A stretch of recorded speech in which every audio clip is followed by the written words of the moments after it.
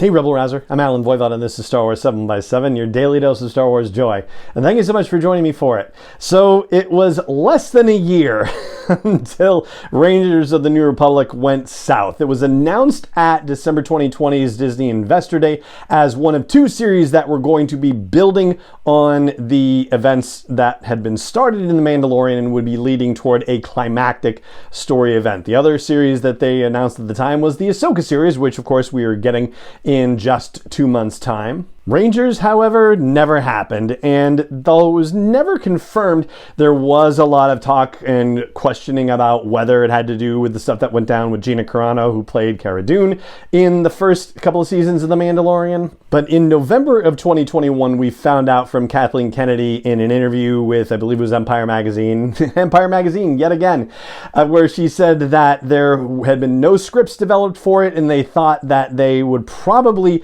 work some of that stuff into future iterations of The Mandalorian, and I guess by iterations she probably meant seasons. And at the time that was happening, they pretty much, if I'm not terribly mistaken, had scripts in hand already for season 3 of The Mandalorian, which was very much about the retaking of Mandalore. And it does make you wonder just how far ahead had they been thinking about The Mandalorian, because when season 3 ends, The Mandalorian offers his services to Carson Teva to hunt down bad guys in various areas of the Outer Rim that the New Republic can't get to, or that they're just stretched too thin to deal with. And so that seems like season 4 of The Mandalorian is being set up to deal with potentially some of the storyline ideas that Rangers of the New Republic might have pursued. But instead of being planetary-based marshals, like the job that Grief Karga tried to offer to The Mandalorian at the beginning of the season before it got turned over to a newly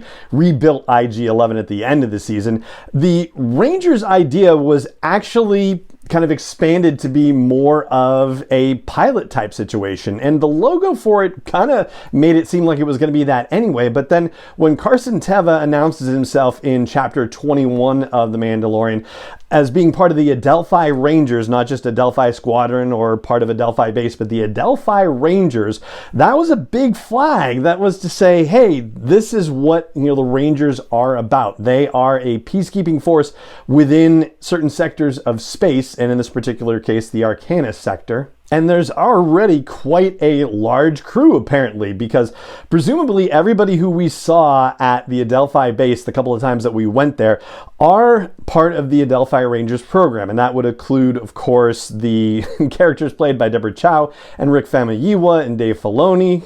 That would be Sash Ketter, Jib Dodger, and Trapper Wolf, I believe. And then Lieutenant Reed, who was the character that showed up along with Carson Teva in the Book of Boba Fett when The Mandalorian showed up in the orbit around Tatooine with his brand new N1 starfighter, right? Lieutenant Reed is another member of the Adelphi Rangers. And presumably Zeb Aurelios is as well. So we might be bringing Adelphi Rangers into the Ahsoka series if the whole reunion situation happens as has been hinted at. The reunion of the Ghost Crew, I mean to say. So even though Rangers of the New Republic doesn't exist as a specific show anymore, and there haven't been any rumblings about it getting rebooted or anything like that, it does seem like, as Kathleen Kennedy said about 18 months ago, that they are working Rangers concepts into current Star Wars storytelling, starting with The Mandalorian, and then as we realize they are the Adelphi Rangers, and we start looking back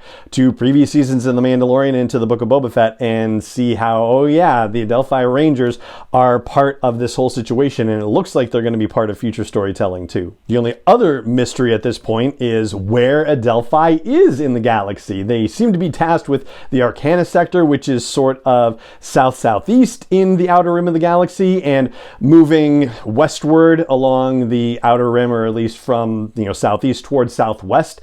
That's how you get to Navarro, basically. So Navarro is definitely kind of far afield for them, but yeah, that's why they have people like The Mandalorian, I guess, where they can kind of have these unofficial relationships and take care of spheres of influence beyond what their normal official parameters are. I gotta say though, I do like Paul Sun-Hyung Lee and what he brings to the character of Carson Teva, so I wouldn't be mad at a Rangers of the New Republic show that had him in the lead and brought a couple other characters on. I think that would be pretty fun. So that's what I've got for you about the fate of Rangers of the New Republic, one of the shows that didn't quite make it to prime time from the Disney Investor Day announcement in 2020, and that is going to do it for this episode of the podcast.